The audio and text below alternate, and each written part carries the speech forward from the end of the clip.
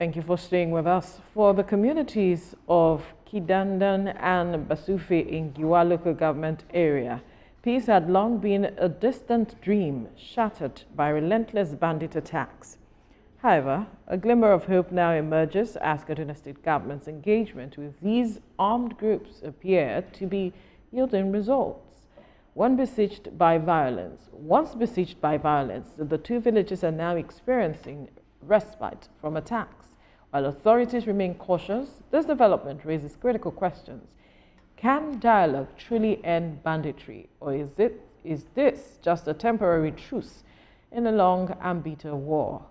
Babajide Kolade Otitoju visited both communities and now reports. Kaduna State had witnessed steady decline in security. What began as isolated incidents of banditry and cattle rustling escalated into full-blown crisis,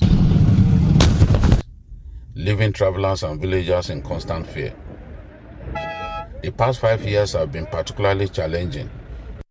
2019, 39 students kidnapped from Federal College of Forestry Mechanization, Afaka.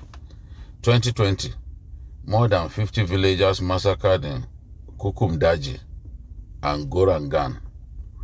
2021, 121 students abducted from Bethel Baptist High School. 2022, Abuja Kaduna train attack, 8 killed, 62 kidnapped.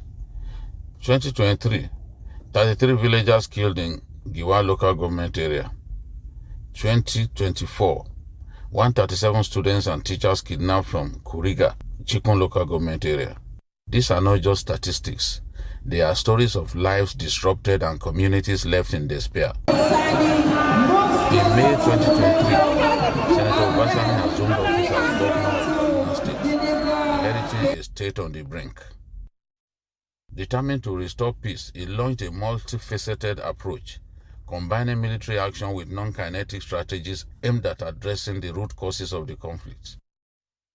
We are developing the Kaduna model, a comprehensive framework for sustainable peace and security. This model will include disarmament, demobilization, and reintegration, alongside investment in rural development and conflict resolution. It is a holistic approach that addresses both the symptoms and the root causes of insecurity. Through numerous meetings and extensive discussions, we have built bridges of trust. Several senior bandit leaders have laid down their arms and embraced peace, along with their followers. To understand the impact of these efforts, I embarked on a journey to Kaduna's most dangerous regions. Accompanied by armed operatives in 11 trucks, every precaution was taken to ensure safety. The first stop was the palace of the Emir of Zauzau in Zaria.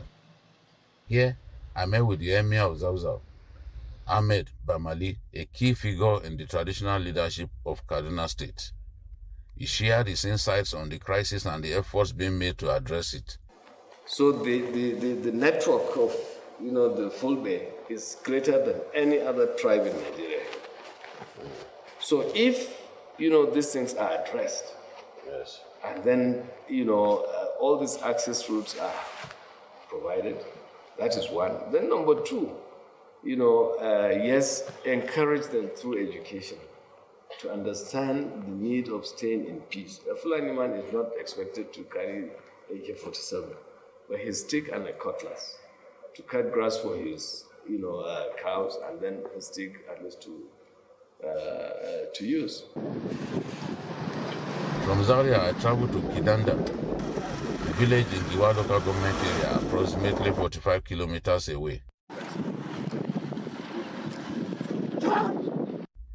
Once a thriving community, Kidandan has been ravaged by conflict between farmers and herders, leading to banditry, kidnapping, and economic collapse.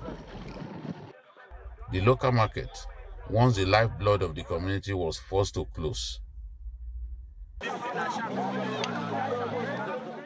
Farmers had to pay a levy just to access their own farmland. The Kaduna State government's non-kinetic efforts have begun to bear fruit. The market has reopened, and farmers are returning to their fields. In continuation of my assessment of the security situation in Kaduna State, I'm here today in Kidandan community, Giwa local government area of the state. And I have with me the commander, 1 military intelligence brigade, Kaduna, Brigadier General Abubakar Liu. General, what is the situation of security here at the moment? In Kidandan, we have had a series of activities in the past where bandits have ravaged the community, and most of the community have not been able to operate. The activities here were suspended. However, currently, as you have asked, normalcy to a certain degree has returned to community. As you saw on our way coming, yes. Communities have integrated, not completely as we wanted, but it is no more that side. So, and I have here community leaders.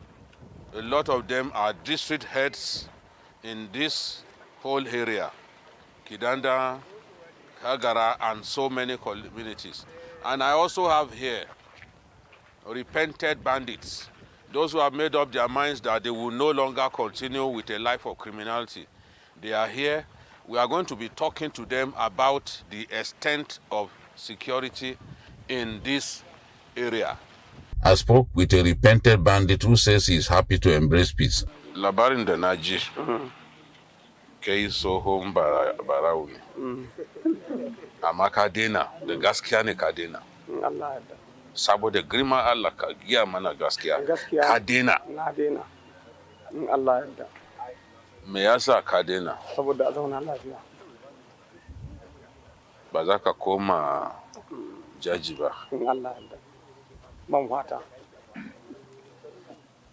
Wani barawo a Katsina, sunan shi Daudawa, ya ce ya daina. Amma ya koma aka kashe shi a jeji. Kai ba za ka iya haka ko? Karin shi da girma Allah ka daina. Kana ji kai ranka da dai? A nan, mu dai nan mun samu zaman lafiya. Gaskiya ne wannan. Ko ba haka ba ne? Kuma mun zauna, mun yi shawara da manya, mun yadda ba wani abin da zai ƙara faruwa. Amen. Ka gane? Allah isa. Right now I'm in Basufe village in Giwa local government area of Kaduna State. This community has been over time a major point of conflict between the Nigerian armed forces and bandits who have made a career out of tormenting people of this community. This high ground to my right,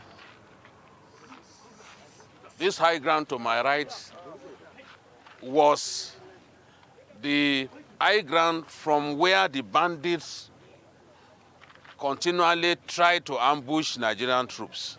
And for that reason, the army made it a duty to take control of that high ground so that troops will not come to any form of danger as they try to protect residents of this community.